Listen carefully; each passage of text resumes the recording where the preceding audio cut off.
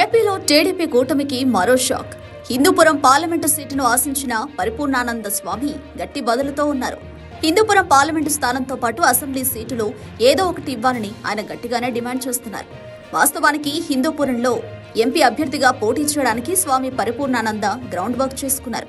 పొత్తులో భాగంగా టికెట్ దక్కుతుందని, ఎంపీ అవుతానని గట్టి నమ్మకంతో ఉండేవారు. కానీ ఆ సీటు టీడీపీకి దక్కింది.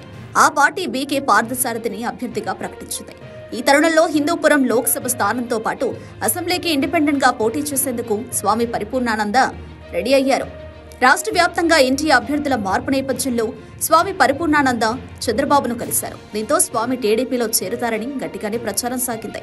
చాలా నియోజకవర్గాల్లో టీడీపీ నేతలే బీజేపీలోకి వెళ్లి టికెట్లు దక్కించుకుంటున్న నేపథ్యంలో బీజేపీలో ఉన్న పరిపూర్ణానంద స్వామి టీడీపీలోకి వచ్చి హిందూపురం లోక్సభ సీటును తీసుకుంటారని ప్రచారం జరిగింది.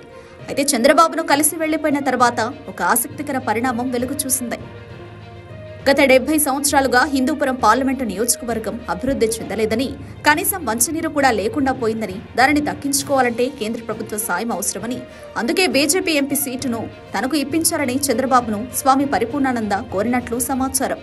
తనకు ఎంపీ సీటు దక్కకుంటే మాత్రం ఈ ప్రాంత అభివృద్ధి కోసం తాను ఇండిపెండెంట్ గా పోటీ చేస్తానని తేల్చి చెప్పినట్లు తెలుస్తోంది. అయితే హిందూపురం పార్లమెంటు స్థానాన్ని బీజేపీకి పొత్తులో భాగంగా కేటాయించారు. కానీ ఈ నియోజకవర్గం పరిధిలో ముస్లింల ఓటు బ్యాంక్ అధికం. పరిపూర్ణానంద స్వామి హిందూ భావాజాలం ఉండడంతో ఇబ్బందులు వస్తాయని ఈ సీటును టీడీపీకి ఇచ్చారు.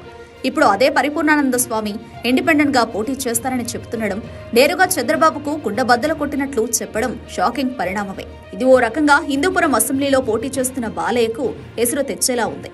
హిందూపురం పార్లమెంటుతో పాటు హిందూపురం అసెంబ్లీకి పరిపూర్ణానంద పోటీ చేయాలనుకుంటుండడంతో బాలయ్య ఓటమి ఖాయంగా కనిపిస్తోంది.